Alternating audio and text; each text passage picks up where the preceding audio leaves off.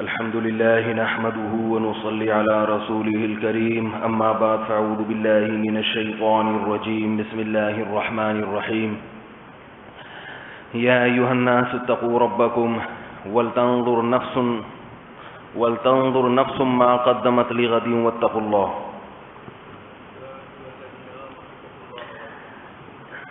يا أيها الذين آمنوا اتقوا الله ولتنظر نفس ما قدمت لغد واتقوا الله إن الله خبير بما تعملون ولا تكونوا كالذين نسوا الله فأنساهم أنفسهم أولئك هم الخاسرون لا يستوي أصحاب النار وأصحاب الجنة أصحاب الجنة هم الفائزون۔ قرآن مجید کی ایک آیت تلاوت کی ہے۔ اللہ تعالیٰ صحیح طرح سے بات کہنے کی، سننے کی، سمجھنے کی، عمل کی توفیق عطا فرمائے۔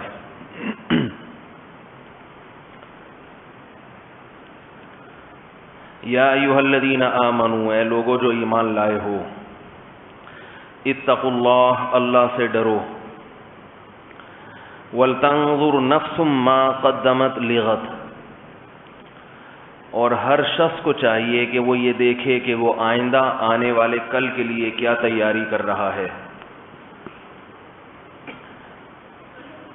مستقبل کی پلاننگ، مستقبل کی تیاری، یہ انسان کے عقل مند ہونے کی علامت ہے۔ آپ نے بینکوں کے باہر یہ لکھا ہوا دیکھا ہوگا، پیسہ بچائیے کل کام آئے گا۔ قومی بچت اسکیم، بچت کا مطلب ابھی بچاؤ اور کل پھر اسے اپنے کام میں لاؤ۔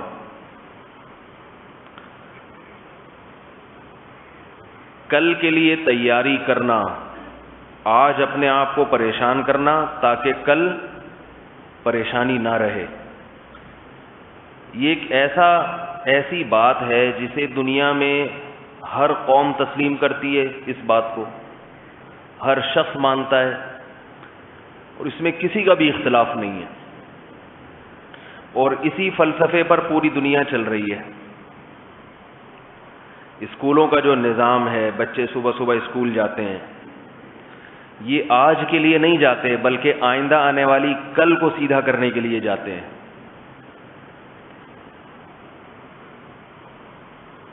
ایک دکاندار جو دکان پہ جاتا ہے، صبح سے لے کے شام تک بیٹھتا ہے، وہ اس دن کے لیے نہیں بیٹھتا، وہ دن تو اس نے پوری دکان میں دکان میں پورا دن کھپا دیا اس نے، وہ دن تو اس کا محنت میں، مشکل میں گزرا، وہ آئندہ آنے والے کل کے لیے اپنے آپ کو مشکلات میں ڈالتا ہے۔ ایک آدمی ملازمت کرتا ہے، آفس جاتا ہے، وہ مہینے کے بعد جو اسے تنخواہ ملے گی، اس کل کے لیے اپنے آپ کو 8 گھنٹے کی ڈیوٹی میں کھپاتا ہے۔ تو میرے بھائی، اس میں تو سب کا اتفاق ہے کہ آئندہ آنے والی کل کے لیے اپنے آج کو قربان کرنا، یہ اہل عقل کی علامت ہے، انسان کے باشعور ہونے کی علامت ہے۔ کیا خیال ہے؟ یہاں تک بات صحیح ہے، غلط ہے؟ تو پھر مسئلہ ہی کیا ہے؟ جب یہ بات سب مانتے ہیں تو مجھے اس موضوع پر پھر بیان کرنے کی ضرورت کیا ہے؟ سوال یہ پیدا ہوتا ہے کہ جب یہ بات سب مانتے ہیں کہ آئندہ آنے والی کل کے لیے اپنے آج کو قربان کرنا، اس کو سب مانتے ہیں، تو پھر اس موضوع پر بات کرنے کی ضرورت کیا ہے؟ یہاں جتنے بھی لوگ بیٹھے ہوں گے، کچھ جاب کرتے ہوں گے، کچھ اسکول میں پڑھ رہے ہوں گے، تو یہ سارے وہی تو ہیں جو آج کے قربان کر رہے ہیں آئندہ آنے والی کل کے لیے۔ تو پھر اس موضوع پر ہمیں بات کرنے کی ضرورت کیا ہے؟ اس کو تو ساری دنیا کے فلسفی مانتے ہیں۔ ہمیں بات کرنے کی ضرورت اس پر اس لیے ہے کہ یہ تو ٹھیک ہے کہ اپنے آج کو آئندہ آنے والی کل کے لیے قربان کرنا، یہ سب کے نزدیک مسلم ہے، مگر کل کسے کہتے ہیں؟ حقیقی کل کون سی ہے؟ اس میں انسان بہت بڑی غلطی میں مبتلا ہو جاتا ہے۔ ہم کل سمجھ رہے ہیں سیٹرڈے کو. آج فرائیڈے ہے نا تو ہم سمجھتے ہیں کل کیا ہے؟ سیٹرڈے ہے. یہ غلط ہے. کل سیٹرڈے نہیں ہے, کیونکہ کل جب سیٹرڈے آئے گا تو وہ گزر جائے گا اور پھر اگلی کل سنڈے ہوگا. کل اسے کہتے ہیں جو واقعتاً کل ہو, جو ٹمورو ہو, جو ایسی ٹمورو اور ایسی کل جو یسٹرڈے نہ بنے, گزشتہ کل نہ بنے. وہ نہیں آ رہی میرا خیال ہے بات. بھائی کل اسے کہتے ہیں جب آئے تو وہ کل ہی رہے, وہ ماضی کا قصہ نہ بنے. اگر آپ ایسی کل کے لیے محنت کر رہے ہیں جس کل میں داخل ہونے کے بعد وہ کل پرانی ہو جائے گی اور وہ ماضی کا حصہ بن جائے گی, تو اس کل کے لیے تیاری کرنے کا کیا فائدہ جب وہ کل آپ کے ساتھ رہے گی نہیں. نہیں آ رہی میرا خیال. آپ چاہتے ہو کہ ہفتے کا دن میرا بہت اچھا گزرے اور آپ نے اس کے لیے فرائیڈے کو قربان کر دیا, تو ہفتے کا دن تو آپ کا اچھا گزر جائے گا لیکن ٹھہرے گا نہیں.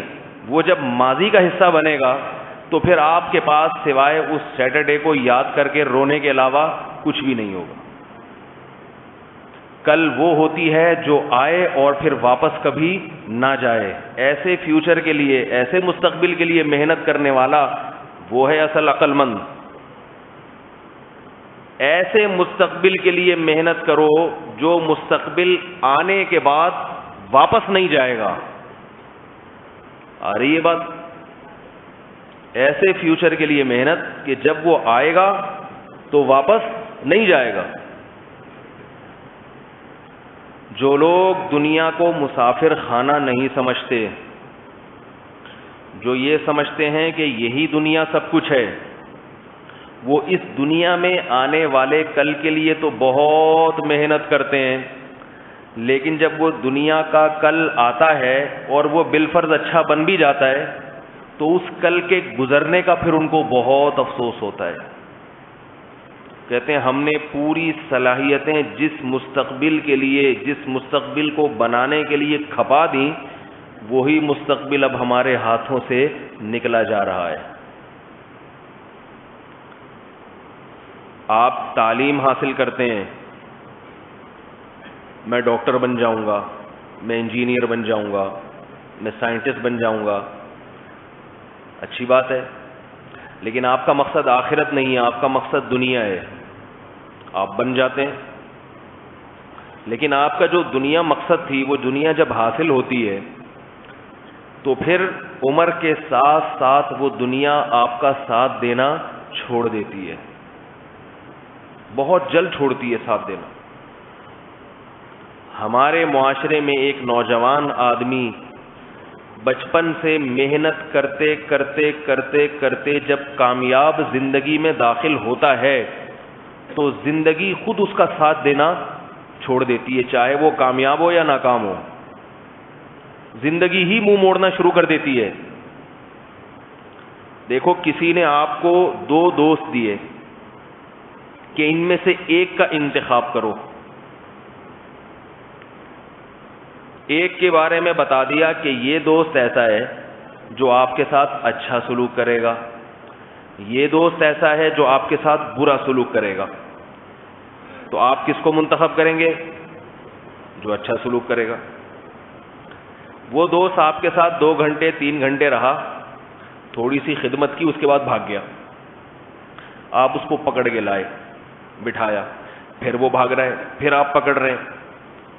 جس نے وہ دوست آپ کو خدمت کے لیے یا خادم آپ کو خدمت کے لیے دیا تھا, اس کا فون آیا کہ بھائی وہ دوست آپ کی خدمت کر رہا ہے, وفادار ثابت ہوا ہے کہ نہیں ہوا؟ آپ کہیں گے وفا ہے یا نہیں ہے یہ تو ایک الگ بات ہے, دوست ہی نہیں ہے. اسی کو پکڑ کے بٹھانا, اسی کو روکنا میرے لیے بڑا مشکل ہو گیا ہے. مجھے اب اس سے بحث نہیں ہے کہ وہ دوست میرے ساتھ وفا کرتا ہے یا بے وفائی کرتا ہے, مجھے تو اس سے بحث ہے کہ وہ ساتھ چھوڑ کے جا رہا ہے, وہ رہتا ہی نہیں ہے. کوئی چیز ہوتی ہے تو پھر اس میں یہ اوصاف ہوتے ہیں نا کہ اچھا یا برا، چیز ہی نہ ہو. زندگی کامیاب ہے یا ناکام ہے یہ تو جب ہوگا جب زندگی آپ کے ساتھ بھی تو ہو. زندگی ہی انسان کا ساتھ چھوڑ دیتی ہے. ایسی بے وفا چیز کے ساتھ انسان دل لگاتا ہے تبھی پریشان بھی رہتا ہے. تو یہ جو میں نے سورہ حشر کی آخری آیات کی تلاوت کی ہے اس میں اللہ نے یہی مضمون بیان کیا ہے. وَلْتَنظُرْ نَفْسٌ مَا قَدَّمَتْ لِغَدٍ.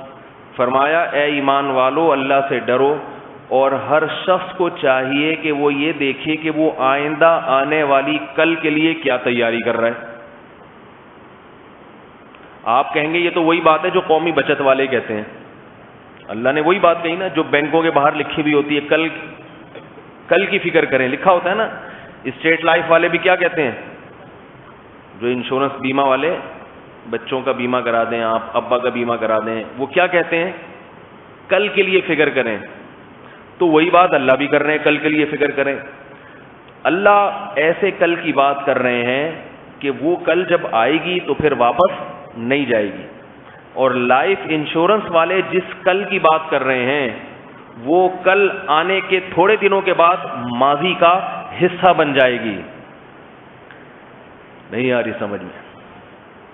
یہ اتنی بڑی حقیقت ہے مگر انسان اس حقیقت سے آنکھیں بند کرتا ہے. موت ایک ایسی حقیقت ہے. حضرت عمر رضی اللہ تعالی عنہ کے پاس جو انگوٹھی تھی جو اسٹیمپ کے لیے، مہر کے لیے بنائی ہوئی تھی، پہلے زمانے میں خلفاء کی جو اسٹیمپ ہوتی تھی وہ ان کی انگوٹھی ہوتی تھی.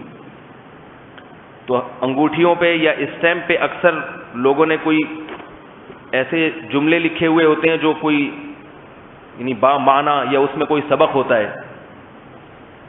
تو حضرت عمر رضی اللہ تعالی عنہ کی جو انگوٹھی تھی جو مہر کے کام آتی تھی اس پہ لکھا ہوا تھا کفا بالموت واعظا، موت نصیحت کے لیے کافی ہے. آپ کو کسی مولانا صاحب کا 1 گھنٹے کا بیان سننے کی ضرورت ہی نہیں ہے اگر آپ کی سمجھ میں قبر اور موت آ جائے. مانتے سب ہیں موت کو، زندگی کے خاتمے کو، لیکن اس کا استحضار کرنے کے لیے، اسے سمجھنے کے لیے تیار نہیں ہے. دن رات اپنی آنکھوں سے موتیں دیکھتے ہیں، جنازے دیکھتے ہیں، اس کے بعد بھی وہی حال ہے. دنیا کا سب سے بڑا جرم یہ ہے. دیکھو حضرت ہود علیہ الصلوۃ والسلام جب اپنی قوم کی طرف گئے ہیں تو انہوں نے اپنی قوم کو کہ جو گناہ بیان کیے نا، گناہ کہ تم یہ گناہ کرتے ہو، تم شرک کرتے ہو، تم یہ کرتے ہو. ایک عجیب گناہ ایسا ہے جس کو آپ کہیں گے اس میں گناہ والی کون سی بات ہے، وہ کیا ہے؟ انہوں نے اپنی قوم سے کہا تتخذون مصانع لعلکم تخلدون. فرمایا تم رہنے کے لیے، رہائش کے لیے جو گھر بناتے ہو وہ اتنے مضبوط گھر ہوتے ہیں جیسے تم نے ہمیشہ رہنا ہے ان کے اندر. نہیں آ رہی بات؟ دیکھو کوئی مولوی صاحب اگر بیان کریں گھر کے بارے میں تو وہ یہ کہیں گے نا کہ تم جو گھر بناتے ہو وہ رشوت کے پیسوں سے بناتے ہو. اس کو تو لوگ کہیں گے بھائی واقعی غلط کرتے ہیں. اگر میں یہاں بیٹھ کے بیان کروں کہ آپ جو گھر بناتے ہیں ناجائز زمین ہوتی ہے، ناجائز قبضے پہ گھر بناتے ہیں، آپ کہیں گے مولوی صاحب بہت صحیح بات کر رہے ہیں، ایسا نہیں کرنا چاہیے ہمیں.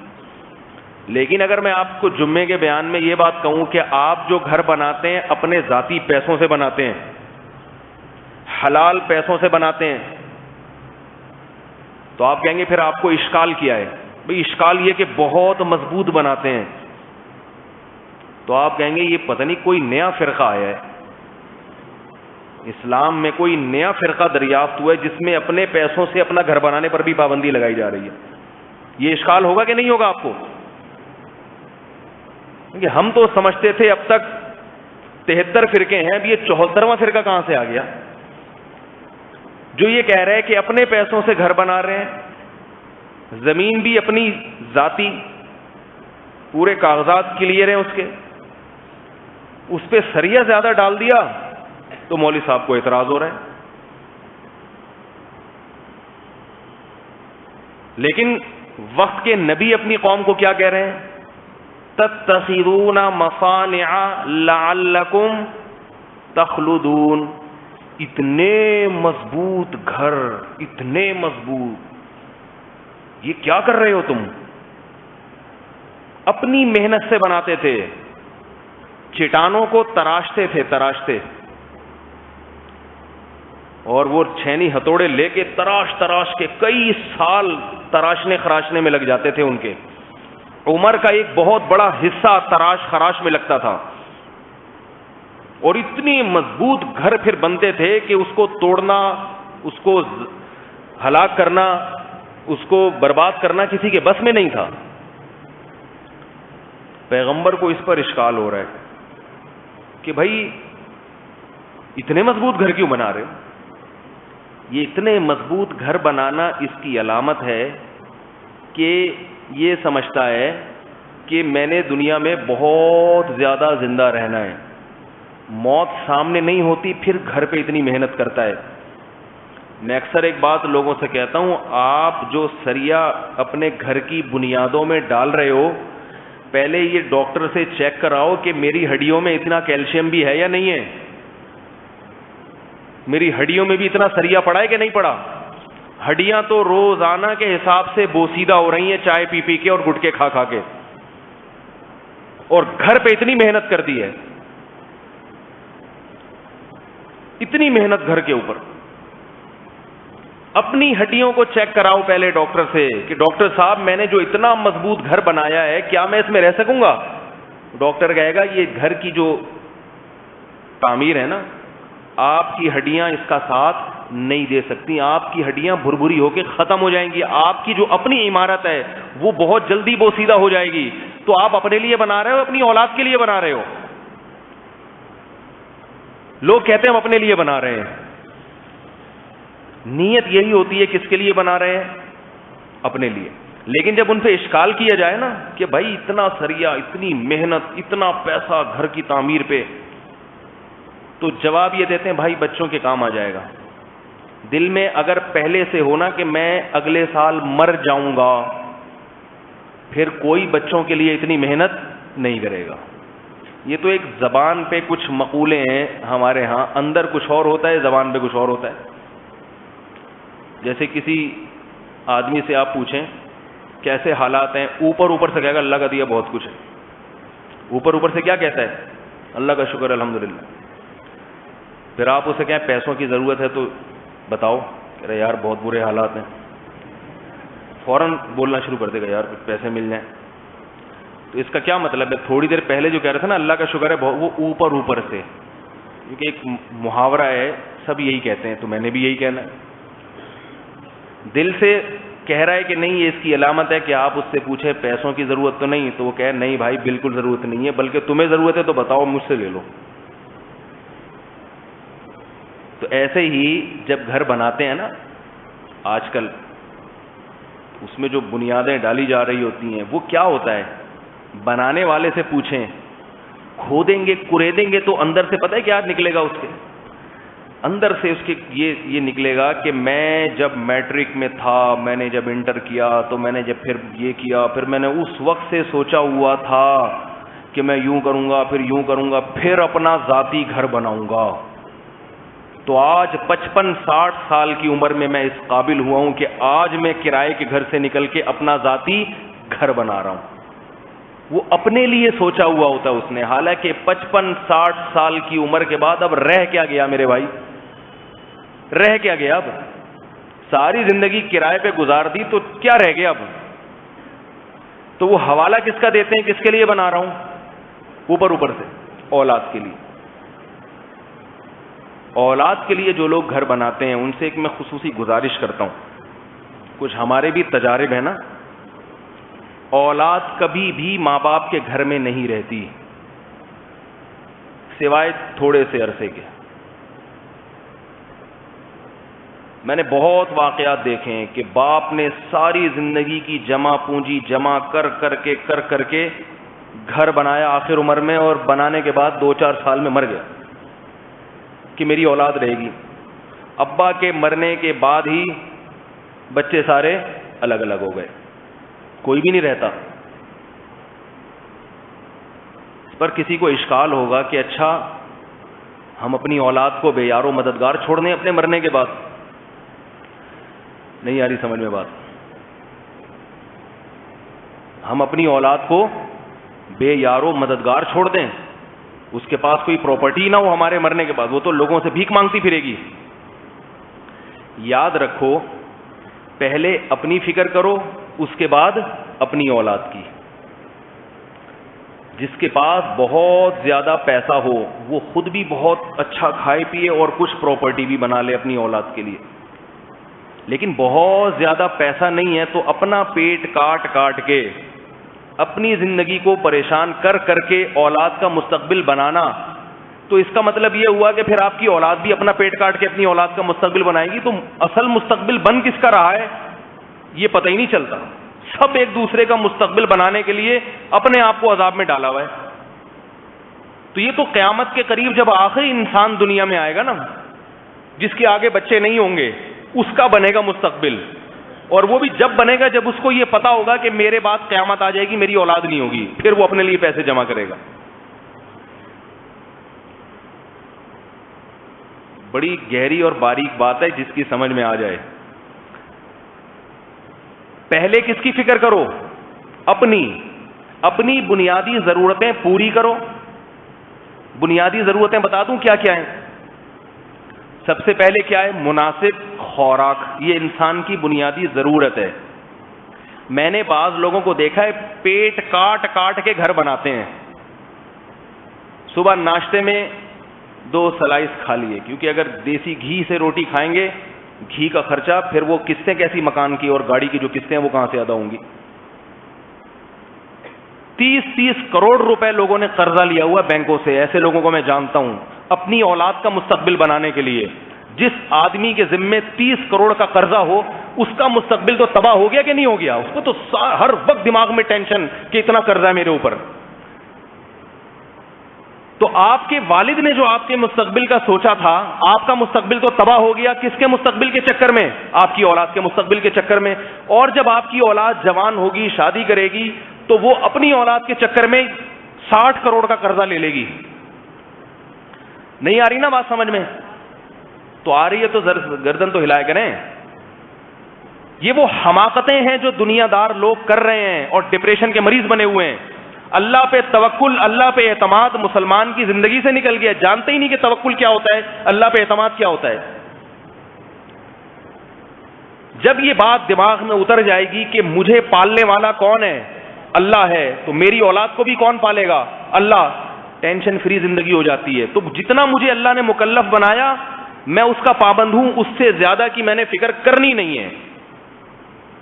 اتنی فکریں مسلط کی ہوئی ہیں, ہائے یہ نہ ہو جائے, ہائے یوں نہ ہو جائے, ہائے بچہ سٹی اسکول میں نہیں پڑھا تو پتہ نہیں کیا ہو جائے گا. پیسے ہیں نہیں. ادھر میرے پاس لوگ بھیک مانگنے آتے ہیں. ایک صاحب آئے, میرے 4 بچے ہیں, اسکول کی فیسیں نہیں ادا ہو رہی, کوئی زکوٰۃ فطرانہ. میں نے کہا ادھر لوگوں کے پاس کھانے کے پیسے نہیں ہیں, میں ان کو زکوٰۃ دوں یا آپ کے سٹی اسکول کی فیسیں بھروں میں اس سے؟ ایک بندہ آیا میرے پاس, میں نے PhD کرنا ہے مولوی صاحب, کچھ زکوٰۃ فطرانے کے پیسے ہوں گے؟ میں نے کہا کیوں کرنا ہے PhD؟ کہہ رہے یار وہ کیا ہے, معاشرے کی ضرورت ہے. میں نے کہا پہلے روٹی والوں کی ضرورت پوری کریں, یا لوگ مجھے دے کے جاتے ہیں بیچارے اعتماد پر, کوئی مستحق ملے تو آپ ان کو پہنچا دیں. تو میں نے کہا جب جس نے مجھے رقم دی وہ پوچھے گا کہ کس کو دی آپ نے, میں کہوں وہ جو بندہ PhD کر رہا تھا, تو وہ دینے والا کہے گا PhD تو میں نے نہیں کیا ہوا, میری زکوٰۃ سے لوگوں کو PhD کروا رہے ہو آپ.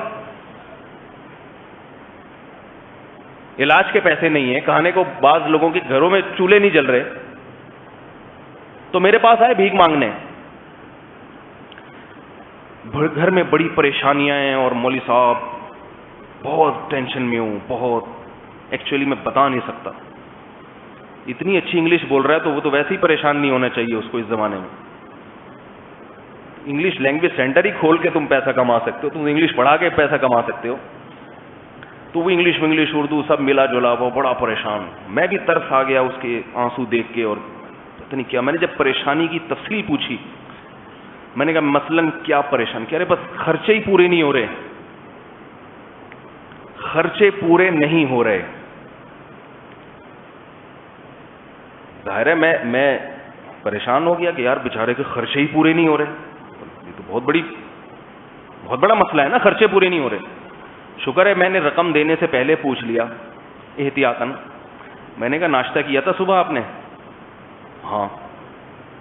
کیا کھایا تھا ناشتہ میں؟ انڈا تھا. میں نے کہا پراٹھا بھی تھا؟ پراٹھا بھی تھا. ڈبل روٹی بھی تھی؟ ہاں. سلائس بھی تھے. مکھن بھی ہوگا؟ میں نے کہا ہاں مکھن بھی. میں نے کہا یہ ناشتہ ہے؟ کہہ رہا یہ تو ہوگا نا گھر میں, اب ناشتہ تو ہوگا, یہ تو بنیادی, یہ تھوڑی کہ اب ناشتہ ہی نہیں ہو رہا. کھانا کھایا تھا دوپہر کا؟ گزشتہ کل کی بات. ہاں کھایا تھا. رات کو بھی کھایا تھا؟ کھایا تھا. فٹ پاتھ پہ سوئے تھے؟ کہہ رہے نہیں گھر میں سویا تھا.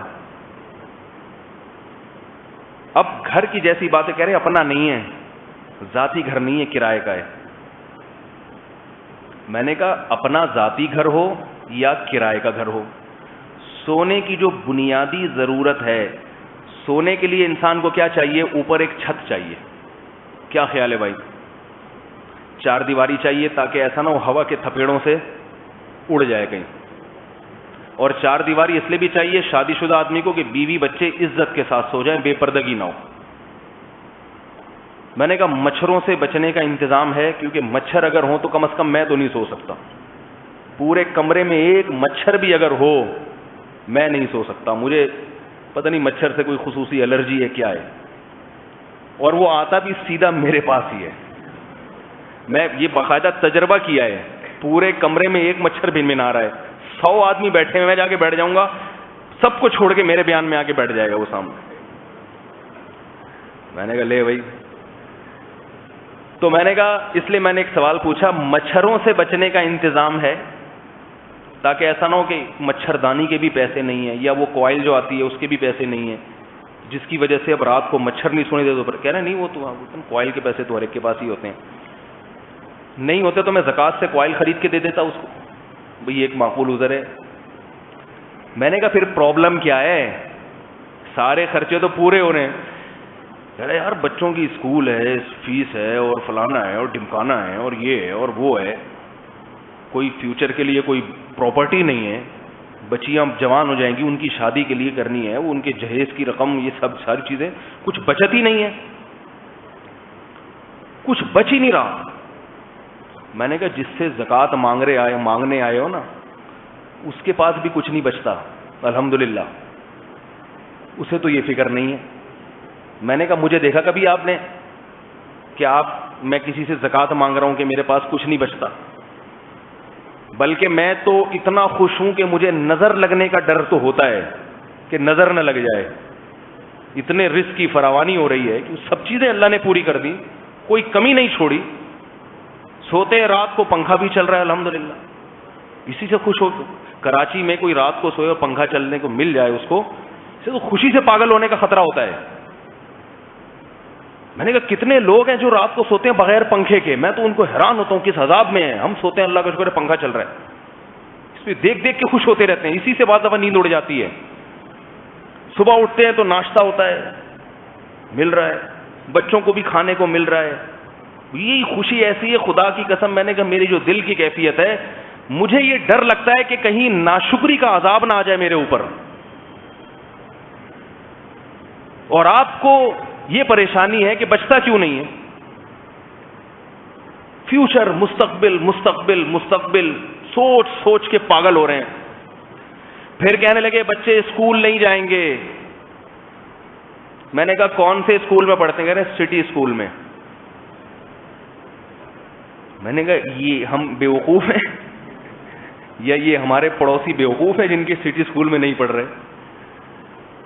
کیا ضرورت ہے سٹیز؟ کہہ رہے ہیں بھائی آج کل, پھر وہ جواب سنیں نا, کہ آج کل بچوں کا مستقبل بنانا ہے تو ایسے اسکولوں میں تو پڑھانا پڑے گا. غریبوں کے اسکولوں میں اور یہ چھوٹے موٹے گورنمنٹ کے پیلے اسکول, ان میں تو بچے تباہ ہو جاتے ہیں. میں نے کہا آپ کو کس نے کہا کہ آپ بچوں کو اسکول بھیجو؟ تعلیم کے لیے یاد رکھو اسکولنگ ضروری نہیں ہے. اسکولوں کے بارے میں آپ کو تھوڑی سی ایک معلومات دے دوں.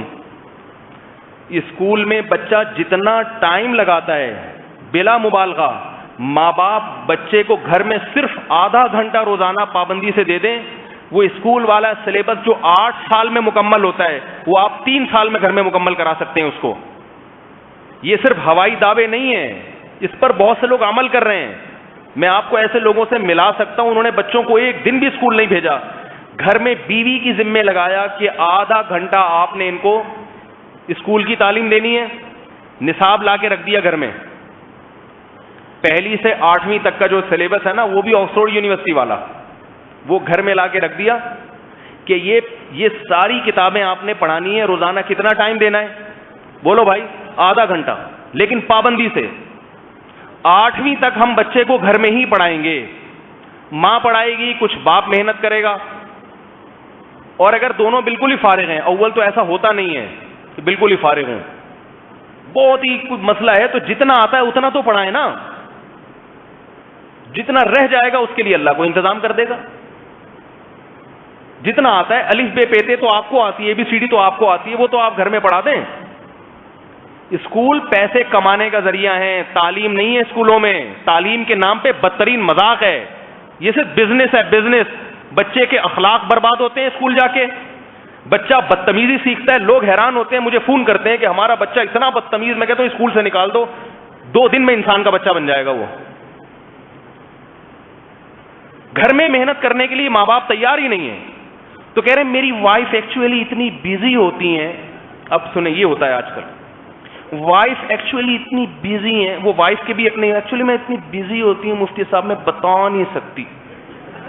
وہ پھر وائف سے میری بات کرا دیتے ہیں بعض لوگ، تو وائف کی. تو میں اس کے میاں سے کہتا ہوں مکھنچو، میں اس سے کہتا ہوں آپ اپنی وائف کو کسی اسکول میں ٹیچر لگوا دیں. بولیں ایک آفر آئی ہے سٹی اسکول میں ٹیچنگ کے لیے، روزانہ 6 گھنٹے دینے ہوں گے، ساری مصروفیتوں کو پورٹلے میں بند کر کے دریا میں پھینکے گی، اور اپنے بچے کو روزانہ آدھا گھنٹہ جو عورت دینے کے لیے تیار نہیں ہے، وہ اسکول میں 50 بچوں پہ 5 گھنٹے خرچ کرنے کے لیے تیار ہو جائے گی جا کے. نہیں آ رہی بات سمجھ؟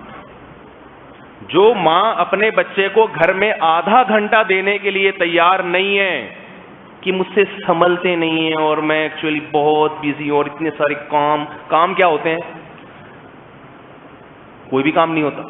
خواتین آج کل گھروں میں سوائے ان خواتین کے جو میرا بیان سن رہی ہیں ان کے علاوہ کی بات کر رہا ہوں میں، کیونکہ پھر مجھے جو صلواتیں سننے کو ملتی ہیں نا وہ میں ہی جانتا ہوں، بھگتتا میں ہوں. جو میرا بیان سنیں گی خواتین، یا ابھی سن رہی ہوں یا ریکارڈنگ میں کہیں بعد میں سنیں گی، ان کی بات میں ہرگز نہیں کر رہا، ان کے علاوہ کی بات کر رہا ہوں. سوائے پیڑے کھانے کے آج کل خواتین کا گھروں میں کوئی بھی کام نہیں ہے. معذرت کے ساتھ، کیسے سارا دن پیڑے کھانا ہے بیٹھ کے.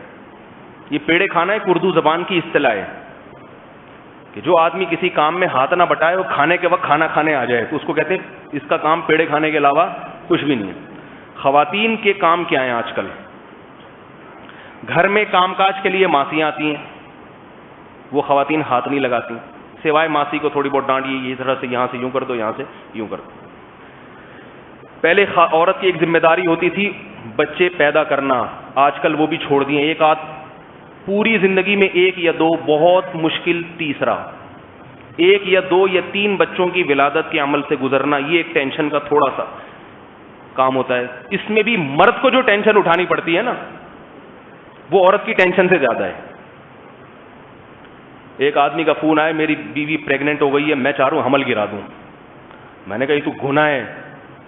کہہ رہے خدا کی قسم وہ اتنی تکلیف میں نہیں ہے جتنی تکلیف میں ہوں.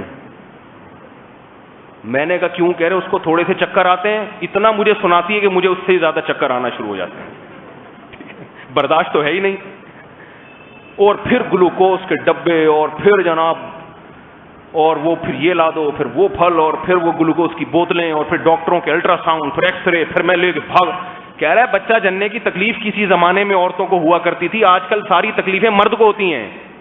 پھر آپریشن بھی لکھ دیتے ہیں آج کل ڈاکٹر، اس میں سارا خرچہ کس کا ہو جاتا ہے؟ وہ بیچارہ اتنی ٹینشن اٹھا رہا ہے. تو پوری زندگی میں 2 یا 3 بچے جننے کی تکلیف کے عمل سے عورتیں گزرتی ہیں، یہ ایک ٹینشن ہے. بچے پالنے کے لیے بھی بچوں کو پالنے میں سب سے بڑی ٹینشن ہوتی ہے بچوں کے قضائے حاجت، پیشاب پخانے، وہ ساری ذمہ داری پیمپر کی کمپنیوں نے اپنے لے لی. جتنی پیمپر کی جو کمپنی ہے وہ کہتی ہیں بچے کی ہگائی متائی کی تمام ذمہ داری کس پر ہے؟ ہم پر ہے. خرچہ کون اٹھائے گا اس کا؟ میاں اٹھائے گا، شوہر. اب جس گھر میں ایک بچہ بھی ہو نا، پیمپروں کے پورے تھان آ رہے ہیں ہول سیل کے حساب سے. اب تو لوگوں نے ریٹیل پرائس پہ پیمپر لینا ہی چھوڑ دیا، کوئی افورڈ ہی نہیں کر سکتا. احتیاطاً 1 مہینہ پہلے سے پیمپروں کے ڈبے آ کے پیکنگ میں آ کے رکھے جاتے. تو وہ 12 گھنٹے ایک پیمپر رہتا ہے. 12 گھنٹے کے بعد وہ بھی ڈاکٹر نے کہا ہوا ہے کہ اتار دو، جراثیم سے مسئلہ خراب ہو جائے گا بچوں کا. تو 12 گھنٹے بعد دیکھو پھر دوسرا چپک جائے گا فوراً. دوسری چیز ہوتی ہے بچے کھیلیں گے کودیں گے کہاں، اور وہ بچے شرارتیں کرتے ہیں گھر میں. اس کے لیے کمپیوٹر ہے، کارٹون لگا دیں آپ، سارا دن وہ کارٹون دیکھتا رہے گا. تو خواتین تمام تر ذمہ داریوں سے بری ہو گئی. مجھے یہ جملہ مجھے پتہ ہی ہے، مجھے اس کا جو ریئیکشن میرے اوپر، آپ تو بیان سن کے ہنس کے چلے جائیں گے. میں بہت سی باتیں جو ممبر پہ بیٹھ کے کہتا ہوں مجھے پتا ہوتا ہے کہ یہ میں کتنی بڑی بات کر رہا ہوں اور اس پہ ریئیکشن کیا ہوگا، میں کتنا بھگتوں گا. لیکن ایک امانت کا تقاضا ہے کہ رکھ دوں آپ کے سامنے تاکہ گھروں کی خواتین کو تھوڑا سا سیدھا کریں. میں یہ نہیں کہہ رہا کہ آپ ظلم کرنا شروع کر دیں، بد اخلاقی بدتمیزی شروع کر دیں. ان کو بتائیں دیکھو یورپ امریکہ کی خواتین کو دیکھو، بچے بھی پیدا کرتی ہیں، پالتی بھی ہیں اور کما کے بھی شوہر کو کھلاتی ہیں. ابھی میں دبئی گیا، وہاں اور خواتین بہت ہی فلپائن کی، ہر ہوٹل میں ملازم، دکانوں میں فلپینی لڑکیاں. میں نے وہاں پوچھا یہاں ان کے آدمی کہاں ہیں؟ انہوں نے کہا آدمی ان کے گھروں میں بیٹھ کے پیڑے کھاتے ہیں، اپنے اپنے ملکوں میں بیٹھے ہوئے ہیں شوہر ان کے، اور یہ یہاں سے دبئی سے کما کے اپنے میاؤں کو کھلا رہی ہیں. تو خواتین کو ان سے عبرت حاصل کرنی چاہیے کہ ہمارے ہاں شریف آدمی اگر آپ کو مل جائے تو بیچارہ کما کے کھلا رہا ہے تو اب اس کا سارا خون نہ نکالو، تھوڑا سا خون رہنے دو. اتنا ذہنی ٹارچر کرتی ہیں اس کو. ہاں 2 نمبر آدمی مل جائے نا پھر سیٹ چلتی ہیں بالکل. تو کہاں سے بات کدھر چلی گئی، کیا کہہ رہا تھا میں؟ تو میں یہ کہہ رہا تھا کہ گھر میں ماں اپنے بچے کو آدھا گھنٹہ پڑھانے کے لیے تیار نہیں ہے اور اسکول میں 50 بچوں کو 5-6 گھنٹے پڑھانے کے لیے تیار ہے. تو اس کا مطلب ہے کہ خواتین اپنی ذمہ داری پوری کرنے کے لیے تیار نہیں ہیں. تو اپنے گھروں میں اپنی زوجات کو کہیے کہ بھائی جو آپ کو آتا ہے پہلے بچوں کو وہ تو پڑھا دو جتنا آتا ہے، اسی سے انشاءاللہ بہت کچھ ہو جائے گا. میں ایسے لوگوں کو جانتا ہوں کہ انہوں نے اپنے بچوں کو اسکول نہیں جانے دیا، گھر میں پڑھایا ہے، ذمہ داری پوری کی ہے. نتیجہ کیا نکلا؟ ہمارے ہی رشتہ داروں میں ہے، وہ خود اسکول ٹیچر ہے نا، اس کو اسکولوں کے حالات معلوم ہے کہ کیا ہو رہا ہے اسکولوں میں، کس طرح بچوں کا وقت ضائع ہو رہا ہے. تو گھر قرآن پڑھانے کے لیے بھی کسی قاری کے پاس بچے کو نہیں بھیجا، کیونکہ جو مدرسے ہیں نا قاریوں کے پاس بچے جب پڑھتے ہیں، آپ دیکھیں کبھی جا کے قاری صاحب ایک لائن دے دیں گے، بیٹا یہاں سے وہ 6 گھنٹے تک اسی کو دہراتا رہے گا بیٹھ کے، کیونکہ قاری صاحب کے پاس اتنا ٹائم نہیں ہوتا. ایک بچے کا سنا ہے، پھر دوسرے بچے کا، پھر تیسرے بچے کا، تو 10ویں بچے کی باری تو 4 گھنٹے کے بعد آئے گی. تو اگر آپ کو قرآن پڑھنا آتا ہے تو آپ اپنے بچوں کو گھر میں خود پڑھائیں قرآن. میں نے الحمدللہ اپنے والد سے قرآن پڑھا ہے، اور والد صاحب کی عمر جب زیادہ ہو گئی تو میرے بڑے بھائی نے پڑھایا مجھے. کسی مدرسے میں نے نہیں پڑھا قرآن، اور حفظ بھی میں نے گھر میں ہی کیا ہے. میرے بڑے بھائی صبح روزانہ صرف آدھا گھنٹہ مجھے پڑھاتے تھے، آدھا گھنٹہ فجر کی نماز کے بعد لے کے سب بہن بھائیوں کو لے کے بیٹھ جاتے تھے کہ بھائی چلو پڑھو، یاد کرو، قرآن ختم ہو گیا اب صورتیں یاد، روزانہ صرف آدھا گھنٹہ. اس کا نتیجہ نکلا 2-3 سال میں قرآن کا ایک بہت بڑا حصہ گھر میں بیٹھے بیٹھے حفظ ہو گیا. جب میں نے حفظ مکمل کیا تو لوگ کہہ رہے تھے کہاں سے پڑھا آپ نے، آپ تو کبھی مدرسے جاتے ہوئے نظر نہیں آئے، آپ تو سارا دن ہمارے ساتھ کھیلتے کودتے رہتے ہو. میں کہا بھائی صبح روزانہ آدھا گھنٹہ پڑھتے تھے، اسی کی برکت ہے. تو اتنی برکت ہوتی ہے گھر کی تعلیم کی. تو انہوں نے اپنے بچوں کو پڑھایا گھر میں. 2 سال کے اندر میں نے ان کے بچوں کی حالت دیکھی کہ انگلش اخبار پڑھ رہے ہیں بیٹھ کے. میں سمجھا مذاق کر رہے ہیں. میں گیا نا جیسے بچے کارٹونوں کی طرح لگے ہوئے، پتا چلا وہ پوری عبارت پڑھتے ہیں، اردو اخبار پڑھ رہے ہیں، انگلش اخبار پڑھ رہے ہیں. 2-3 سال کے اندر یہ صلاحیت پیدا ہو گئی.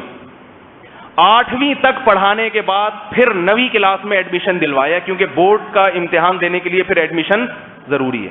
8 سال کا خرچہ بھی بچا لیا اور 8 سال کی تعلیم 3 سے 4 سال میں مکمل بھی کرا لی، اور بچوں کی استعداد بھی بہت زیادہ، اور بچے قرآن کی بھی کئی صورتیں حفظ ہو گئی ہیں گھر میں ہی، کیونکہ بچوں کو ماں نے گھر میں قرآن حفظ کروایا.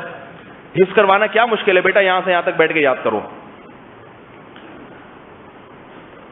اور اگر آپ نے بالفرض اسکول بھیجنا ہی ہے، آپ سمجھتے ہیں نہیں بچے ہم سے گھر میں کنٹرول نہیں ہو رہے، بعض لوگوں کی مصروفیت اتنی زیادہ ہوتی ہے کہ وہ نہیں کنٹرول کر سکتے، تو پھر آپ کو جتنی اللہ نے اوقات دی ہے اس حساب سے آپ بچوں کو اسکول میں پڑھا لیں، اور اللہ سے امید رکھیں کہ میری جو بنیادی خرچے ہیں، بنیادی ذمہ داریاں ہیں، اس کو پورا کرنے کا وعدہ اللہ نے کیا ہے. اگر میرے بچوں کے لیے تعلیم اونچے اسکولوں کی ضروری ہوئی تو اللہ اس تعلیم کے پیسے مجھے دے گا، اگر ضروری نہیں ہوئی تو پھر اللہ مجھے پیسے نہیں دے گا. یہ میں ہوں جو سمجھ رہا ہوں کہ ضروری ہے، حقیقت میں ضروری نہیں ہے، یہ میرا غلط. اگر دیکھو بچہ جب پیدا ہوتا ہے، ماں کی چھاتیوں میں دودھ پیدا ہوتا ہے کہ نہیں ہوتا؟ یہ اس لیے پیدا ہوتا ہے کہ اس وقت بچے کو کس چیز کی ضرورت ہوتی ہے؟ ماں کے دودھ کی ضرورت ہوتی ہے، اور یہ دودھ انسان پیدا نہیں کر سکتا، تو یہ اللہ یہ کام کر دیتے ہیں. یہ اللہ بتا رہے ہیں کہ اس کی بنیادی ضرورتیں پوری کرنا میری ذمہ داری ہے. جو ضرورتیں تم پوری نہیں کر سکتے وہ ضرورتیں کون کرے گا پوری؟ بولو نا بھائی. وہ اللہ کہتا ہے وہ میں پوری کروں گا. تو جب اللہ پہ اعتماد ہو، توکل ہو، انسان ہنسی خوشی زندگی گزارتا ہے. بھائی جو پیسے ہیں وہ خرچ کرو، نہیں ہے صبر کرو. ایک مرتبہ ایک بہت بڑے تاجر تھے، میری ان سے سلام دعا تھی. ان کی تجارت بھی ملکوں میں پھیلی ہوئی تھی. میرا ان کے ساتھ سفر ہوا، بلکہ ان کا میرے ساتھ سفر ہوا. میں تاجروں کے ساتھ سفر نہیں کرتا، بعض دفعہ وہ میرے ساتھ کر لیتے ہیں. یہ بھی ایک بہت اہم سمجھنے کی چیز ہے. میں کیوں جاؤں بھائی ان کے ساتھ؟ مجھے کہیں جانا تھا تو وہ بھی میرے ساتھ سفر میں شریک ہو گئے. تجارت ان کی دنیا بھر میں پھیلی ہوئی، ٹھیک ٹھاک مالدار آدمی. میں نے ان سے پوچھا، میں نے کہا آپ کی تعلیم کتنی ہے؟ کہنے لگے اگر تعلیم ہوتی تو اتنا بڑا تاجر تھوڑی ہوتا میں. نہیں آ رہی بات. انگلش بھی بہت اچھی بولتے تھے. میں نے کہا آپ نے انگلش کہاں سے سیکھی؟ کہہ رہے ہیں گوروں کے ساتھ بھی تجارت ہوتی ہے، چائنیز کے ساتھ بھی ہوتی ہے، دنیا جو جس کے ساتھ ہوتی ہے اس کے ساتھ بولنا پڑتا ہے، تو بول کے سیکھ گئے. لینگویج آنے کے لیے تعلیم کا اس سے کوئی تعلق نہیں ہے. گوروں کے جو بچے ہیں نا، یا گوروں میں جو چور اور ڈاکو ہیں، وہ بھی انگلش جانتے ہیں. کیا خیال ہے بھائی؟ ہمارے ایک رشتے دار پنجاب میں رہتے تھے، تو انہوں نے بتایا کہ بہت پرانی بات ہے، انڈیا کا جو پنجاب ہے وہاں سے کوئی بوڑھے آئے ہجرت کر کے کراچی کچھ دنوں کے لیے. کراچی میں بڑی زبردست اردو بولی جاتی تھی. تو وہ واپس گئے تو وہ اپنے گاؤں میں تبصرہ کر رہے ہیں کہ کراچی میں چھوٹے چھوٹے بچے پڑھے لکھے ہیں. چھوٹے چھوٹے بچے کیا ہیں؟ پڑھے لکھے ہیں. کیوں بھائی؟ کہہ رہے ہیں چھوٹے چھوٹے بچے اردو بول رہے ہیں وہاں پہ. اس وقت پنجاب میں اردو وہی بولتا تھا جو ذرا جس نے اسکولوں میں اردو سیکھی ہو. تو جب وہ کراچی آئے انہوں نے بولے یہاں تو بچہ اردو بول رہا ہے. تو بڑے حیران ہوئے کہ یہاں تو چھوٹے چھوٹے بچے کیا ہیں؟ اتنے تعلیم یافتہ. وہ بھائی وہ ان کی مادری زبان ہے، وہ تو اس لیے اردو بول رہے ہیں. جیسے ایک آدمی امریکہ گیا نا، کہہ رہا یار یہاں کو تو بچہ انگلش بولتا ہے، ہمارے یہاں تو ڈاکٹر انجینئر بننے کے بعد بھی انگلش نہیں بولتے. تو لینگویج جو ہے نا وہ تو سیکھنے کی چیز ہے نا، اس کا تعلیم سے. آپ گوروں میں رہو گے تو آ جائے گی، نہیں رہو گے جتنی مرضی کتابیں پڑھتے رہو پھر بھی ایسے بولو گے کہ لوگ ہنسیں گے آپ کی زبان پر. یہ تو ماحول میں رہ کر خود بخود آتی ہے. میں نے کہا انگلش کہاں سے؟ کہہ رہے ہیں تجارت ہوتی ہے تو انگلش بھی ہے، چائنیز زبان بھی آتی ہے. ایک دن بھی اسکول نہیں گئے تھے، ایک دن بھی. اور کہہ رہے میری ترقی کی وجہ ہی تعلیم کا نہ ہونا ہے، کیونکہ میں ذرا بھی تعلیم میں دلچسپی نہیں تھی تو مجھے یہ ڈر تھا میں سب سے پیچھے رہ جاؤں گا. تو میں نے کیا کیا، پھر چیزیں خرید کے بیچنا شروع کر دیا، اور ہوتے ہوتے اتنا بڑا تاجر. ایک اور تاجر ہے کراچی میں رہتا ہے، روز کی اس کی انکم ہے تقریباً 75,000 روپے روز کی. اور کام اس نے جو شروع کیا تھا نا، کچرا اٹھانے والا. نہیں آ رہی بات؟ بزنس کا آغاز کیسے ہوا ہے؟ کچرا چننے سے. کچرے میں 2-3 چیزیں اٹھائیں, کوئی پلاسٹک کا ڈبہ مل گیا, کوئی سوئی مل گئی, کوئی لوہا مل گیا, لوہے والے کو بیچ دیا, 2-4 روپے گٹکے کے نکل آئے اس سے. ابھی روٹی کے پیسے جمع نہیں ہوئے, وہ تھے بھی پٹھان تو نسوار کے پیسے نکل آئے. ایسے ہوتے ہوتے پھر ان کو تجربہ ہوا کہ لوہے کی مارکیٹ کون سی ہے, اسٹیل کی مارکیٹ کون سی ہے, تانبے کی مارکیٹ بولو نا بھائی کون سی ہے. اسٹیل اور تانبے میں فرق کیا ہوتا ہے؟ آپ جو چیزیں لیبارٹری میں ٹیسٹ کرواتے ہیں نا, وہ ہاتھ لگا کے بتا دیتا ہے کہ یہ خالص سونا ہے یا نہیں, اور اس میں سونا کتنا ہے, کھوٹ کتنی ہے, ایسے ہاتھ لگا کے بتاتا ہے وہ. یہاں سے کاروبار شروع ہوا ہے ریڑھی پہ محنت کے ساتھ. نتیجہ یہ نکلا کہ اتنا بڑا اسکریپ کا بزنس کہ اب ملکوں سے امپورٹ ایکسپورٹ ہو رہا ہے مال ان کا. نہیں آ رہی میرا خیال ہے. تو اس سے کیا پتہ چلتا ہے کہ دولت کا تعلق کس سے ہے؟ تقدیر سے ہے.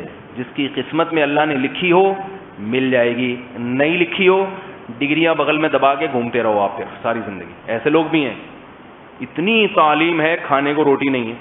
میں اکثر ایک واقعہ بیان کرتا ہوں. ایک دفعہ میں نے اسٹیشن پہ ایک بندہ دیکھا, اتنے بڑے بڑے بال اور پھٹے پرانے کپڑے, اور ایپلیکیشن لکھ رہا ہے. ایپلیکیشن لکھتا ہے, بوری میں ڈال دیتا ہے. انگلش میں ایپلیکیشن بوری میں ڈال, بوریاں بھری ہوئی ہیں اس کے پاس. پاگل بیٹھا ہوا ہے بالکل. میں نے لوگوں سے پوچھا یہ پاگل ہے تو اتنی اچھی انگلش اس کی اور ایسی خوبصورت رائٹنگ, اور یہ کر کیا رہا ہے؟ اس کا کہنا ہے یہ سارا دن یہی کام کرتا رہتا ہے. تحقیق پہ پتا چلا کہ یہ بہت زیادہ اس نے تعلیم حاصل کی ہے, مگر جاب کے لیے ایپلیکیشن لکھتا تھا, کہیں سے بھی اس کی ایپلیکیشن قبول نہیں ہوتی تھی, کہیں بھی جاب نہیں ملی. تو اس سے یہ دماغی توازن کھو بیٹھا ہے غم سے کہ میں نے ساری زندگی لگا دی اور اب میں بے روزگار گھوم رہا ہوں. اب اس کا دماغی توازن اتنا خراب ہوا, ایسا پاگل ہوا کہ سارا دن بیٹھ کے یہ درخواستیں لکھتا رہتا ہے بیٹھ کے. جب بوریاں بھر جاتی ہے ہم اٹھا کے کچرے میں پھینک دیتے ہیں, پھر نئی بوریاں لے کر آتا ہے اور درخواستیں لکھ کے ڈالتا رہتا ہے اس میں. اس سے کیا پتہ چلتا ہے کہ جو کچھ ہوتا ہے کس سے ہوتا ہے میرے بھائی؟ اللہ سے ہوتا ہے. یبسط الرزق لمن یشاء, جس کے لیے چاہتا ہے رزق کے دروازے کھول دیتا ہے, وَيَقْبِضْ, اور جس کے لیے چاہتا ہے رزق کے دروازے بند کر دیتا ہے. اس کا یہ مطلب نہیں ہے کہ آپ تعلیم حاصل نہ کریں, یہ ہرگز مطلب نہیں ہے.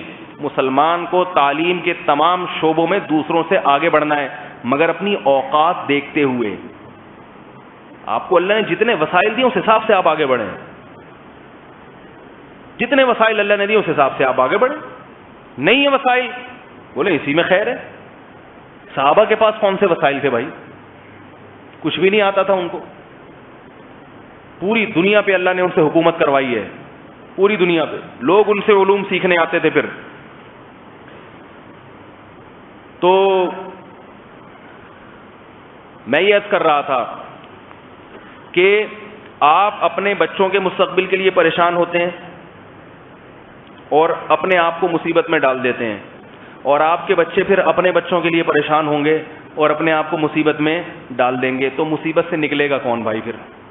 تو اس لیے گھر بنائیں, لیکن پہلے یہ سوچیں کہ پیٹ کاٹ کاٹ کے نہیں بنانا, پہلے اپنی بنیادی ضرورتیں پوری کرنی ہیں. تو بنیادی ضرورتوں کی بات میں کر رہا تھا کہ آپ کے پاس ایک ایسا مکان ہو, چاہے ذاتی ہو چاہے کرائے کا ہو, جس میں گرمی سے بچنے کا انتظام ہو, مچھر سے بچنے کا انتظام ہو, اور محلے کی لوکیشن ایسی ہو کہ چور اچکوں کا علاقہ نہ ہو. محلے کا بڑا فرق پڑتا ہے نا بھائی. ایسی جگہ پہ آپ کو گھر ملا ہوا ہے کہ سارے کیا ہیں وہاں پہ, جتنے بھی ہیں بھاگ کے ادھر ہی آتے ہیں سارے. سمجھ رہے ہیں بات کو؟ یا یہ کہ بہت ہی غیر شائستہ قسم کے لوگ رہتے ہیں. غیر شائستہ لوگ کیسے ہوتے ہیں اس پہ ایک واقعہ ہے, لیکن وہ ابھی پتہ نہیں آپ لوگ افورڈ کر سکیں یا نہیں کر سکیں, اس لیے میں نہیں سنا رہا اس. غیر شائستہ لوگ کس قسم کے ہوتے ہیں؟ گھٹیا خاندانوں کے لوگ, میں تہذیب سے آ رہی. تو علاقہ ایسا ہونا چاہیے رہائش کے لیے جو ذرا شریف شرفا کا علاقہ ہو. تعلیم ضروری نہیں ہے, شریف شرفا ہونا زیادہ ضروری. تعلیم ہے, سارے شرابی کبابی ہیں, ایسی تعلیم کا کوئی فائدہ نہیں ہے. یورپ میں بعض علاقے ایسے ہیں تعلیم بہت ہے مگر یہاں بھی شرابی رہتا ہے, یہاں بھی ڈرگس کا بزنس کرتا ہے ایک آدمی, تو آپ کیا کرو گے رہ کے بھائی وہاں؟ شرافت غربت اور امیری کی بات نہیں کر رہا، شریف لوگ رہتے ہوں، اس کا بہت فرق پڑتا ہے. ایسی جگہ آپ کو گھر مل جائے تو آپ کی گھر کی ضرورت پوری ہو گئی. سمجھ رہے ہو کہ نہیں سمجھ رہے بھائی؟ چاہے کرائے کا ہو چاہے ذاتی، کیونکہ ذاتی گھر کو بھی کرایہ ہی کا سمجھا کریں. جس کے پاس ذاتی گھر ہے اس پہ ہرگز فخر نہ کریں. یہ یقین کر لیں اس سے بھی چھن جائے گا اور مجھ سے بھی چھن جائے گا، ایک ہی جیسے ہیں دونوں. تو ایسی جگہ ہو جہاں دھوپ گرمی سے بچنے کا انتظام. سمجھ رہے ہیں؟ یہ بنیادی. پھر گھر میں 3 درجات علماء نے بیان کیے ہیں. ایک ہے ضرورت، ایک ہے آسائش، اور اس سے اوپر کا درجہ ہے آرائش. ضرورت تو آپ کی جھونپڑی میں بھی پوری ہو جائے گی، بارش سے بچا لے گی، دھوپ سے بچا لے گی، مگر مشکل سے ہوگی. جھونپڑی میں ضرورت تو پوری ہوتی ہے مگر مشکل سے. ذرا سی ہوا چلی آپ پریشان ہو جاؤ گے، وہ جھونپڑے کے وہ پردے سیدھے کرنے میں لگے رہو گے، جو بھی گزرے گا تھوکتا ہوا جائے گا وہاں سے، لوگ عزت نہیں کریں گے. یہ لوگوں کے ذہنوں میں خیال ہوتا ہے. اگر آپ کو سیمنٹ کا بنا ہوا گھر مل گیا تو ضرورت آپ کی، بولو بھائی، پوری ہو گئی. نہیں، ضرورت تو جھونپڑی میں پوری ہو گئی مگر آسائش نہیں ہے، آسانی نہیں ہے، سہولت نہیں ہے. سیمنٹ کا بنا ہوا گھر اگر آپ کو مل گیا ہے، صرف اینٹیں لگی ہوئی ہیں، اس میں پلسٹر اور رنگ کلر وغیرہ کچھ نہیں ہوا ہوا، تو آپ کو آسائش بھی مہیا ہو گئی. اب آپ ہوا کے جھگڑوں سے بچ سکتے ہو، طوفانی بارشوں سے بچ سکتے ہو. لیکن کیا ہے؟ آسائش ہے، آرائش نہیں ہے، زینت نہیں ہے. اس میں جب لوگ آئیں گے تو ان کو اچھا نہیں لگے گا. نہیں یاری، بہت مشکل ہے آپ لوگوں کو بات سمجھانا، اور خود آپ کو بھی اچھا نہیں لگے گا. دیواریں ہیں ایسے ہی ننگی دیواریں ہیں، اس میں پلسٹر نہیں ہے، کلر نہیں ہے، چھت ایسی اکھڑی ہوئی ہے. آسانی تو ہے، آپ سو جاؤ آرام سے، ساری بنیادی ضرورتیں پوری ہوں گی آپ کی، لیکن آپ کو دیکھنے میں اچھا نہیں لگے گا. تو اتنا پیسہ انسان کے پاس آ جائے کہ وہ گھر اس کو ایسا مل جائے جس میں پلسٹر ہوا ہوا ہو، دیواریں میلی کچیلی نہ ہو، باقاعدہ کلر ہوا ہوا اس کے اندر. بات نہیں آ رہی سمجھ میں تو بتا دیں بھائی. رنگ روغن ہوا ہوا ہو تاکہ آنکھوں کو دیکھنے میں برا نہ لگے. تو یہ کیا ہے؟ آرائش، زینت بھی اللہ نے آپ کو دے دی. اب اس سے آگے کی جتنی چیزیں ہیں اس کی پھر کوئی انتہا نہیں ہے. اس میں فانوس بھی لگا ہوا ہو یہاں پہ آگے، اور جناب یہ والا کلر کچھ اور کا رنگ کا ہو. یہ والی، میں ایک صاحب کے گھر گیا، 1 گھنٹے تک میں کمرہ ہی گھوم گھوم کے دیکھتا رہا ہوں. یہ والی دیوار نیلے رنگ کی، یہ پیلے رنگ کی، اور یہ گولے گنڈے کی دکان بنایا ہوا تھا انہوں نے گھر کو، یہ ہرے رنگ کی. پھر یہ والی دیوار کھردری، ہاتھ لگاؤ تو کھردری. یہ بالکل پلین، چھت پہ فانوس لگے ہوئے ہیں. یہ کیا ہے؟ یہ بہت اوپر کی چیزیں جس کی کوئی انتہا نہیں ہے. پھر یہ سوچ اگر بنائی آپ نے، پھر تو آپ اس سے بھی تھوڑے دنوں میں تھک جاؤ گے. آپ بولے یہ نیلی دیکھ دیکھ کے تھک گیا، اس کو پیلا ہونا چاہیے، اور یہ والی لال تھی، اس کو دیکھ دیکھ کے تھک گیا ہوں، اس کو وائٹ کر دو.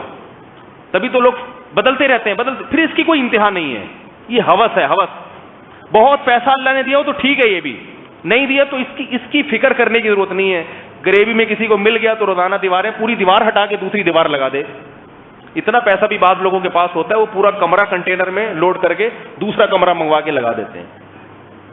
فالتو میں اللہ نے دیا ہے تو بدل لو، نہیں دیا تو اس کی جستجو نہ کرو، کیونکہ اس کی کوئی انتہا، بولو بھائی، نہیں ہے. اس سے پہلے انسان کی فطرت ہے. گھر ہو کم از کم اس میں کوئی کلر تو ہو نا. میں جب یہاں امامت کے لیے آیا نا تو یہاں مسجد والوں نے مجھے گھر دکھایا. وہ ظاہر ہے پہلے امام استعمال کر کے گئے تھے، اس کی دیواریں ذرا کلر ولر. میں نے کہا بھائی میں اس گھر میں آؤں گا، پہلے کلر ہونا چاہیے تاکہ دیواریں صاف ستھری لگیں. تو انتظامیہ نے کلر کروا کے دیا، میں آ گیا، اب تک ہوں الحمدللہ. پھر 5 سال کے بعد دوبارہ کروا دیا، ابھی 5 سال پورے ہونے والے ہیں. ٹھیک ہے. تو یہ بنیادی یہ چیز ہے، کیونکہ جس کی طبیعت میں تھوڑا سا بھی نفاست ہوگی وہ یہ گندگی برداشت نہیں کر سکتا کہ ادھر کی دیوار کالی ہوئی ہوئی، ادھر کی پیلی ہوئی، ادھر کا رنگ اکھڑا ہوا. یہ نہیں ہو سکتا. پھر صاف ستھری چیزیں ہونی چاہیے. دیوار صاف ستھری ہو، کلر ہوا ہوا اس کے اوپر، ٹائلیں ہوں اور اچھا ہے. وہ پھر اچھے کی تو پھر کوئی انتہا نہیں ہے نا. تو اچھے میں تو فانوس لگا دیں آپ، اس میں چمک پٹیاں لگا دیں، ٹھیک ہے، ٹیپ چڑھا دیں. آپ نے دیکھا ہوگا بعض لوگوں نے اپنی سائیکلوں پہ کیا کیا چڑھایا ہوا ہوتا ہے، موٹر سائیکلوں کو چمک چھلو بنایا ہوا ہوتا ہے انہوں نے اپنے. پھر اس زینت کی انتہا نہیں ہے. اسی طرح سواری انسان کی ایک ضرورت ہے. آپ صبح آفس پہنچتے ہیں بسوں میں لٹک کے، آپ کے علاوہ سب کچھ پہنچ جاتا ہے، آپ پیچھے رہ جاتے ہیں. W11 میں اللہ کسی دشمن کو بھی سفر نہ کرائے. تو اپنی سواری کا ہونا، دیکھو ضرورت بس سے پوری ہو جاتی ہے، ضرورت پہنچ جاتے ہیں کسی بھی طرح سے ہو، وہ ٹائر گھومتا ہی رہتا ہے، جتنا بھی ٹریفک جام ہو ایک نہ ایک دن وہ آپ کو منزل پر پہنچا کے چھوڑے گا. ایک دن ایسا آتا ہے کہ آپ آفس پہنچ جاتے ہیں. ایسا نہیں ہوتا کہ آپ راستے میں ہی جنازہ نکل جائے. آپ ہماری بسوں کی ابھی یہ حالت نہیں. جنازہ ان کا نکلتا ہے جو بس کے انتظار میں کھڑے ہوئے ہوتے ہیں، ان کو کچلتی ہوئی چلی جاتی ہے بس، اندر بیٹھے ہوئے لوگ اکثر بچ جاتے ہیں. تو ضرورت تو آپ کی بسوں سے پوری ہو جاتی ہے، سبھی غریب لوگ سفر کرتے ہیں. اب جس کے پاس بس کا کرایہ بھی نہیں ہے وہ یہ کہہ سکتا ہے کہ میری بیسک ضرورت اور بنیادی ضرورت پوری نہیں ہو رہی. وہ پریشان ہو سکتا ہے، وہ آ سکتا ہے مولوی صاحب بہت پریشان ہوں، یہاں سے وہاں جانے کے لیے بس کا کرایہ بھی نہیں ہوتا. یاد رکھو بس کے کرائے پہ نام پہ بہت سارے فراڈی بھکاری ہیں جو گھوم رہے ہوتے ہیں. انہوں نے میرا بیان سنا ہوا ہوتا ہے تو وہ یہی بہانا ہے کرایہ نہیں ہے بس کا. تو ایسا نہ ہو کہ جو بھی کہے کہ کرایہ نہیں، آپ کہیں مولوی صاحب نے کہا تھا ہاں جس کے پاس کرایہ نہیں ہے وہ، یہ کہ واقعتاً نہیں ہے، یہ اس کی کیا دلیل ہے؟ واقعتاً کسی بیچارے کے پاس اتنا بھی پیسہ نہیں ہے کہ وہ اپنے کام پہ جانے کے لیے اس کے پاس کرایہ ہو، تو وہ واقعتاً محتاج ہے، کیونکہ اس کی سواری کی بنیادی ضرورت پوری نہیں ہو رہی. سمجھ رہے ہو بات کو؟ تو اس سے ضرورت پوری ہو جائے گی، مگر آسائش نہیں ہے، آرام نہیں ہے، سہولت نہیں ہے. انسان ڈپریشن کا مریض بن جاتا ہے. دور اگر جانا ہو نا، اس نے کھڑا ہوا ہے، بس والے آتے ہی نہیں ہیں، آئیں تو پھر چلتے ہی نہیں ہیں. میں ایک دفعہ 4K میں بیٹھا ہوا تھا، چل ہی نہیں رہا. اب پیچھے لوگوں نے آواز ماری ہے، وہ اب ایک صاحب کہتے ہیں ابے تیرے کو نیمبو چٹاؤں کیا؟ کہہ رہے ڈرائیور کو ابے تجھے نیمبو چٹاؤں؟ تو کیوں کہہ رہے ہیں؟ اس لیے کہ نیمبو چٹاؤں گا تو تھوڑا سا ہلے گا. یہ وہ سمجھ رہے تھے یہ بھول گیا ہے کہ اس کا دنیا میں آنے کا مقصد کیا ہے، میں یہاں بس میں کیوں بیٹھا ہوں. اور ڈرائیور واقعی بھول جاتا ہے، چلتا ہی نہیں ہے، پھر چلے گا تو پھر رک جائے گا. تو عجیب سی کنڈیشن. آدمی خاص طور پہ جس آدمی کو اپنا وقت بچانا ہے، جو وقت کی قدر کرنے والے لوگ ہیں، ان کی تو زندگی آدھی اسی بسوں میں برباد ہو جائے گی. اس لیے ہم نے جتنے علماء کو دیکھا ہے نا جو وقت کی قدر کرتے ہیں، وہ بسوں میں اکثر میں نے دیکھا سفر نہیں کرتے، کیونکہ وقت بہت برباد ہو جاتا ہے. تو آسائش کس میں ہے کہ آپ کے پاس اپنی ذاتی سواری ہو، یہ آسائش. اور وہ ذاتی سواری کی ضرورت جو آسائش والی موٹر سائیکل سے بھی پوری ہو جاتی. بائک ہو پہنچ گئے بھائی آرام سے. اور آرائش کیا ہے؟ زینت وہ ہے آپ کی ذاتی کار ہو، گاڑی ہو، اس میں زینت بھی ہے. بیٹھے ہوئے اچھے لگ رہے ہوتے ہیں، آپ جا رہے ہیں آفس چلا رہے. تو یہ کیا ہے؟ بولو نا بھائی. تو یہ اگر کسی کو گاڑی مل گئی تو سمجھو کہ اس کی 10 انگلیاں گھی میں ہیں. پھر آگے سب کیا ہے؟ شو بازیاں. پھر گاڑی کون سی ہونی چاہیے؟ گاڑیوں کی کوئی انتہا نہیں ہے. گاڑیاں 1 کروڑ روپے کی بھی آتی ہیں، 2 کروڑ روپے کی بھی آتی ہیں. دبئی میں ایک صاحب نے بتایا کہ ایک گاڑی مجھے دکھائی، وہ لمبی چوڑی گاڑی، کہہ رہے ہیں یہ 2 کروڑ کی گاڑی ہے. میں نے کہا اس میں کون سے سرخاب کے پر لگے ہوئے ہیں؟ کہا اس کے سرخاب کا پر یہ لگا ہوا ہے کہ آپ کے پاس اگر 2 کروڑ ہو پھر بھی آپ کو نہیں ملے گی. میں نے کہا کیوں بھائی؟ کہہ رہے ہیں یہ کمپنی صرف رائل فیملی سے بلونگ کرنے والے لوگوں کو دیتی ہے، کیونکہ اس گاڑی کو دیکھ کے جو بندہ اندر بیٹھا ہوا ہے اس کے بارے میں سب کو پتا ہوتا ہے کہ یہ رائل فیملی سے ہے. لہذا جیسے ہی یہ گاڑی روڈ پہ نکلتی ہے تو ہٹو بچوں کہنا نہیں پڑتا، اس کو ہٹو بچوں کہنا نہیں پڑتا. لوگ گاڑی کی شیپ دیکھ کے خود بخود ہٹو بچوں پہ عمل کرتے ہیں، سب ہٹتے چلے جاتے ہیں، اس کو گزرنے دو. اگر یہ 2 کروڑ روپے میں ہر ایک کو دینا شروع کر دیں تو پھر جن کے پاس پہلے سے ہے ان کی انسلٹ ہوگی. کہیں گے بھنگی چمار نے کہیں سے 2 کروڑ روپے لائے اور آپ نے اس کو بھی دے دی اور ہمیں بھی، ہماری کیا ہو؟ تو یہ صرف دبئی کے جو شاہی خاندان کے لوگ ہیں، ابو ظبی اور شارجہ کے، ان کو الاؤ ہے. ہم جیسے بھنگی اور چماروں کے لیے یہ نہیں. ان کی نظر میں تو ہم پھر یہی ہو گئے نا. تو اس کی پھر میرے بھائی پھر کوئی انتہا، بولو نا بھائی، پھر تو سوچتے چلے جاؤ, پھر تو اس سے بھی بڑی گاڑی آئے گی, اس سے بھی بڑی, پھر تو آپ تھوڑے یہ گاڑی ہونی نہیں چاہیے, راکٹ میں سفر ہونا چاہیے, جہاز ہونا چاہیے. نبی نے کیا فرمایا کہ انسان کی جو خواہشات ہیں وہ اس کی کوئی انتہا نہیں ہے. فرمایا وَلَن يَمْلَأَ فَاهُ إِلَّا التُّرَابُ, تمہاری خواہشات کا منہ صرف قبر کی مٹی بھرے گی, قبر کے علاوہ کوئی بھی چیز نہیں بھر سکتی. قبر کی جب مٹی گلے میں جاتی ہے اور مردہ اندر پڑا ہوتا ہے, پھر وہ کہتا ہے میں رائل فیملی سے تھا یا کسی بھنگی فیملی سے بلونگ کرتا تھا, رزلٹ تو یہی آیا میرا, نتیجہ تو یہ نکلا. سب قبر کے اندر جا کے ایک جیسے ہو جاتے ہیں. اس وقت سوچتا ہے یار وہ رکشا والا ہی اچھا تھا مجھ سے, وہ بھی میرے ساتھ والی قبر میں لیٹا ہوا ہے, اس کا حساب ذرا ہلکا ہو رہا ہے, صرف رکشے کا حساب لیا جا رہا ہے اس سے. رکشے کا تو دنیا میں اتنا حساب دے چکا ہوتا ہے, وہ قبر میں کیا فرشتے حساب لیں گے اس سے. دنیا میں بیچارہ اتنے حساب رکشے کے دے چکا ہوتا ہے وہ. تو جو رائل فیملی کی گاڑی ہے نا, اس کا حساب مہنگا پڑے گا. سب سے پہلے اللہ پوچھے گا تیرے پاس 2 کروڑ آئے کہاں سے؟ 2 کروڑ حلال طریقے سے کمانا بہت مشکل ہے. تو پہلے تو اسی میں پھنسا رہے گا یہ آئے کہاں سے. پھر اس میں بیٹھ کے جو تو نے تکبر کیا, دوسروں کو حقیر سمجھا اور کالر اونچے کر کے جاتا تھا, یہ تکبر کرنے کی تجھے دنیا میں اجازت تیرے باپ کی زمین تھی جو تو اس پہ اکڑ کے چلتا تھا. پانی کے ناپاک قطرے سے تجھے اللہ نے پیدا کیا اور تو اتنا سینہ اکڑ کے چلتا کیوں تھا؟ یہ بہت بڑے حساب ہیں. تبھی تو حدیث میں آتا ہے مالدار لوگ 500 سال کے بعد جنت میں جائیں گے. حساب اتنا لمبا حساب دینا پڑے گا ان کو, اور جائیں گے بھی تھوڑے. حدیث میں آتا ہے غریب لوگ جنت میں زیادہ ہوں گے, حساب ہی نہیں ہے, کھایا ہی بہت کم ہے, تو حساب کس بات کا؟ بہت کم ملا بیچاروں کو. W11 میں سفر کیا, W11 کا کیا حساب لیں گے فرشتے ہیں بھائی؟ اے اللہ اتنے دھکے لگے ہیں اس میں, تو میرے جتنے گناہ تھے وہ ویسے ہی معاف ہو گئے. اتنی دفعہ میں اس سے پائدان سے نیچے گرا ہوں, پاؤں میرا پھسلا ہے, ٹکر اتنی دفعہ ٹچ کرتے ہوئے گئی ہے مجھے وہ. اتنی دفعہ کنڈکٹر نے کتنی بس بھری ہوئی ہو, کنڈکٹر پھر بھی دھکا دے کے آپ کو اگلے دروازے سے نکال دے گا. اور اس اگلے دروازے سے نکلنے میں جو پسینہ لگتا ہے, اور جو موبائل جیب سے غائب. بس میں تو انسان بس یہی کرتا ہے, میں دونوں جیبیں چیک کرتا رہتا ہے. ہمارے ایک دوست بس میں چڑھے, یہ دیکھ کے ایک نیا بٹوا رکھا انہوں نے خالی, کہ دیکھوں آج کوئی جیب کترا ہاتھ کیسے ڈالتا ہے.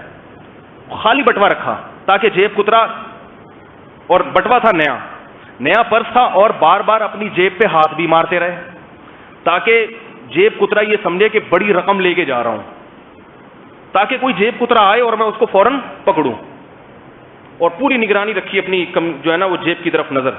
صدر سے بیٹھے 2K میں, اور ٹاور پہ اترنا تھا انہوں نے, 2D تھی یا 2K تھی.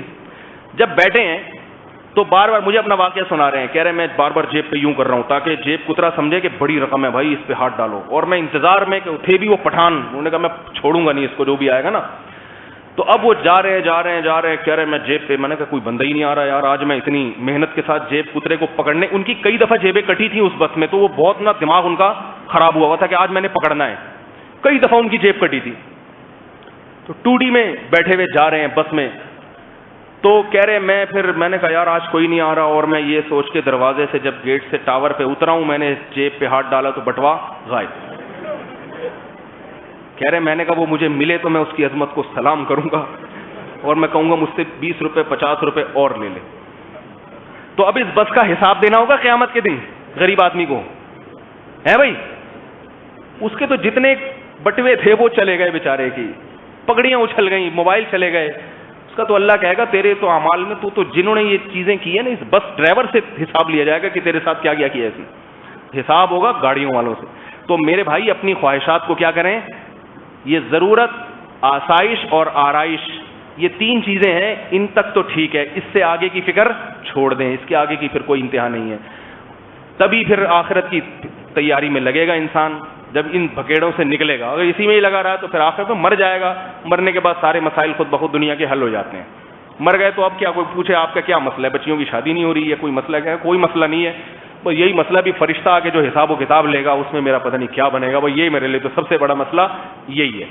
تو یہ مسئلہ ہے میرے بھائی. اللہ نے اس آیت میں جو میں نے پڑھی ہے, اللہ نے اس مسئلے کی طرف توجہ دلانے کا حکم دیا ہے کہ اس مسئلے کی طرف توجہ کرو اور آخرت کی فکر کرو, قبر کی تیاری کی کوشش کرو. اللہ تعالیٰ سمجھنے کی, عمل کی توفیق عطا فرمائے. وما علینا الا البلاغ.